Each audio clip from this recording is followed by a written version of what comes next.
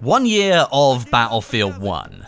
The game passed its first birthday just last week, and I wanted to make a video today looking at various aspects of the game, asking the question, does Battlefield 1 still cut it?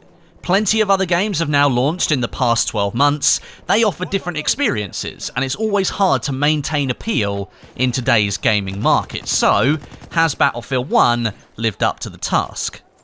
First of all, let's discuss content, because that's probably one of the biggest sticking points for Battlefield 1. Now, the Premium Pass service is the main avenue for content in this game, alongside some smaller offerings for every single player.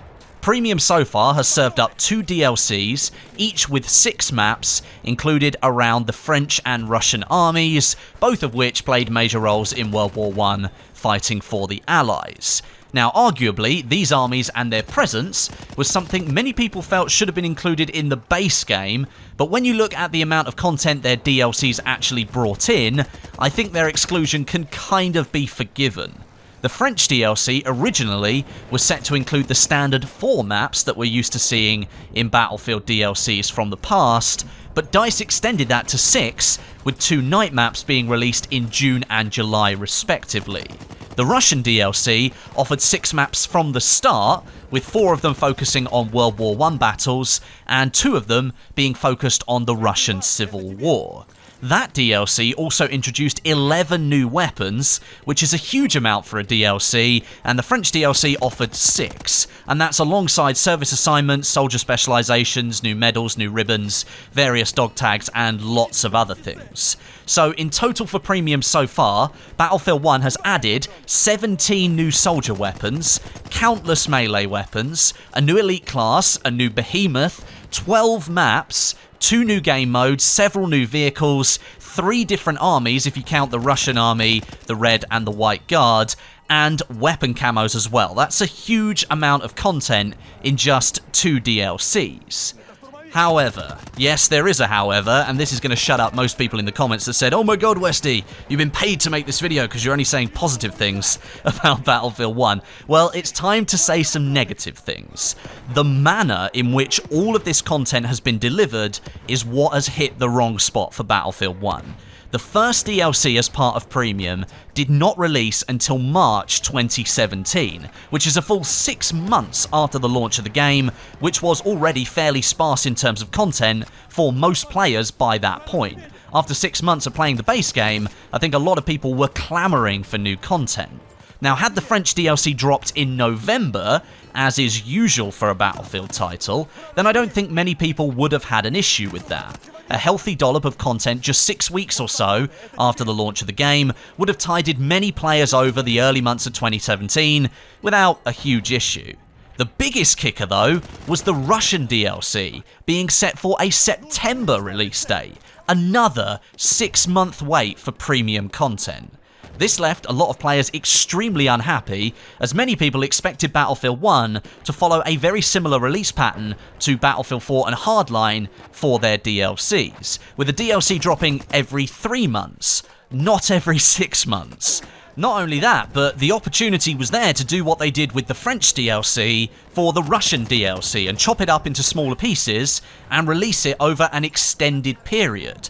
Perhaps releasing the World War I portion in June, when we first saw the Lupkow Pass map, and then holding the Civil War portion back until September to spread out some of that content and potentially extend the playtime of lots of players. Now, we did see Lupkow Pass come in August, which was 1 month before the official release date for the DLC, but when it's only 1 map, that's not really enough to satisfy most people, especially when they know what else is coming. The choice to continue to hold all of the Russian DLC content until September, in my opinion, was not a great choice. Leaving large gaps in between meaningful content updates just gives potential players the choice to go and play other games, potentially leaving the community entirely for that game because they've got nothing new to experience. And if you're creating games, the last thing you want is gamers playing your game going and playing somebody else's game. You want to keep them involved in your community and keep them playing your game all the time. There is a chance, however, that DICE might have learned from their mistake with the Russian DLC not splitting it up, because the Turning Tides DLC, the third DLC for Battlefield 1, is being split in half, and we're seeing things being released in December and January for the same DLC. However, the Turning Tides DLC is not as large as the Russian DLC or the French DLC. It goes back to a normal Battlefield-sized DLC with 4 maps and 5 or 6 weapons or something like that. So, you're splitting a smaller amount of content over 2 months, whereas you had the opportunity to split more content over several months with the Russian DLC, and that didn't happen. So at this point, I think many people have become tired of waiting for new content, and this, although it seems like a good idea, it would have been better to do that 3 or 4 months ago, not over Christmas, over a year after you've launched your game.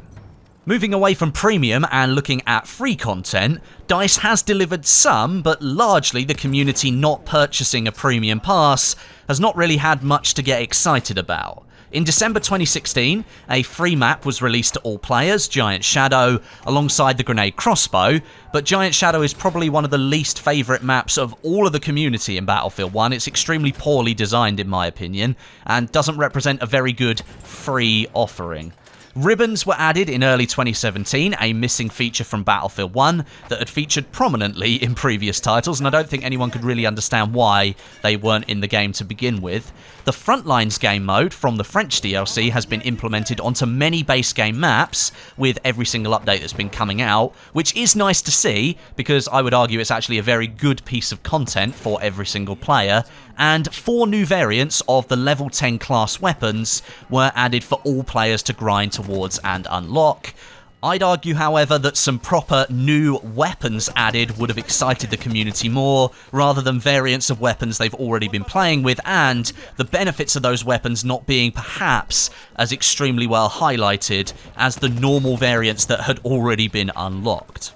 Battlefield 1 basically doubled down on the players who'd shelled out extra for the premium pass, which is understandable considering those people did pay more money, but it still feels like the whole premium debacle for Battlefield 1 has soured many gamers out there. It feels like EA and DICE realised that after the launch of the game, they'd gone in the wrong direction having the premium season pass, another community-splitting DLC method for a game that had already got a huge amount of attention, and had it been financially supported, I don't know, in another way, might not have annoyed the community so much.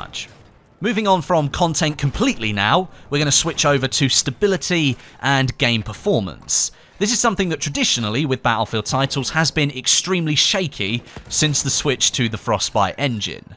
But for Battlefield 1, we saw a relatively issue-free launch of the game, which I think DICE had actually focused on, rather than releasing something that was full of bugs. But we got that at the expense of features that we'd come to expect. Player customization and rental servers were just a couple of things missing at the launch, and there was rather an extensive list, but I think overall no one could really argue with the stability. It was a very well-performing game when it launched. Then came the spring updates, where the developers started to implement changes to the networking. A ping limiter was put in place to stop players from faraway places ruining games for other people playing on their region's servers. Now, this would have been a great move, but DICE and EA were not providing servers in other locations where they are still selling the game today. Now, this is likely a decision taken based on the majority of players being located in Europe and North America, but still implementing a ping limiter and then not having the servers to back up those players in less populated locations is just a really bad move in general.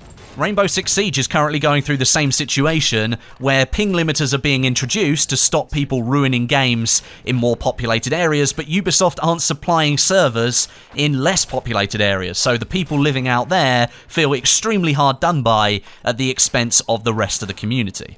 And then we had the launch of the Russian DLC. Servers became riddled with lag, and the game became almost unplayable for many gamers just for weeks. I think the DLC actually introduced more bugs that it ended up fixing, and all of the bugs were present on the CTE just a couple of weeks before the DLC launched, and they hadn't been fixed. So when the patch arrived, giving us all that new content, it also brought loads of bugs as well, which was really disappointing. Considering the time it had actually taken for the new content to arrive, then to have server lag and various other bugs thrown in as well was just a bit too much salt being rubbed in the wounds for my liking, and I feel at this point, a lot of people did actually lose faith in the game overall. The server lag has almost been completely cleared up now, which is good news, thanks in part to DICE's new monthly update system. Despite the various issues that updates can sometimes bring, as I was just talking about with the Russian DLC, a big plus for Battlefield 1 is seeing an update land each month now, instead of the older 3-monthly system. Bugs are fixed much quicker, new content arrives faster, and overall the game does feel more active simply for the frequent updates. And this is something that I hope DICE continue for Battlefield 2018. If that game chooses a live service over a season pass, I have no doubt we'll see monthly updates for that game anyway. The biggest area of weakness for Battlefield 1, however, in my opinion, and this ties into content, stability, and basically everything to do with Battlefield 1, is the general replayability. What makes you come back to this game and want to play it all the time? I don't think many can argue that Battlefield 1 is a slick game with a good core gameplay loop, but in this day and age, that just isn't enough anymore. Players are always looking for things to do, things to unlock, and challenges to complete. And this is something that Battlefield 1 has failed miserably at, and, is still failing at now. The service assignments added a full 11 months after launch, shouldn't have taken as long as they did. Something like that should have come to the game in early 2017, not late 2017. The fact ribbons weren't added till February is nearly a crime in itself, and the lack of basic in-game trackers for an extremely long time for missions set out by the Battlefield social teams led me to nearly weekly Twitter rants on the issue.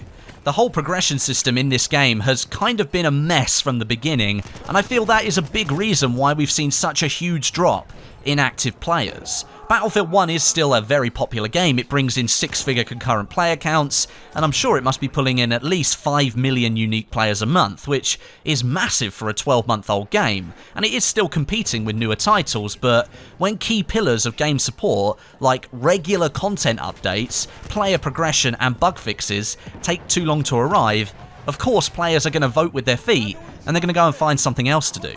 But can Battlefield 1 still cut it overall?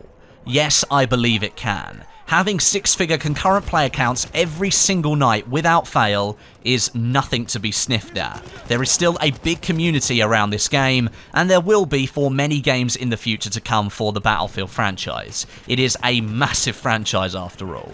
But I think this game sealed its own fate when, after just a few months from launch, almost nothing had changed with the game at all. I think Battlefield 1 is the victim of a shifting market, moving away from those large paid content updates towards a service environment where smaller updates come out all of the time for free, offering all players new things to do. Battlefield 1 tried to change mid-cycle in spring 2017 when it switched to monthly updates, but inevitably it tripped over, it fell in a pond, and it came out looking rather sheepish. Selling the premium pass and then trying to switch updates to every month doesn't quite work, even more so when that DLC content is tied to monthly updates where players have already paid for all of the content, but then they get it in smaller chunks. Whether those monthly updates are what we can expect in Battlefield 2018 remains to be seen, but overall, Battlefield 1 is a hugely successful game caught up in a market that is moving away from all of the methods that it's trying to employ. But I've been talking for nearly 14 minutes now, and instead, you should let me know your thoughts down in the comments section. I still enjoy playing Battlefield 1 every day, but there's no doubt the game could have been handled better over these last 12 months. Thank you very much for watching, and until next time, my name is Westie, and I'll catch you guys in the next video.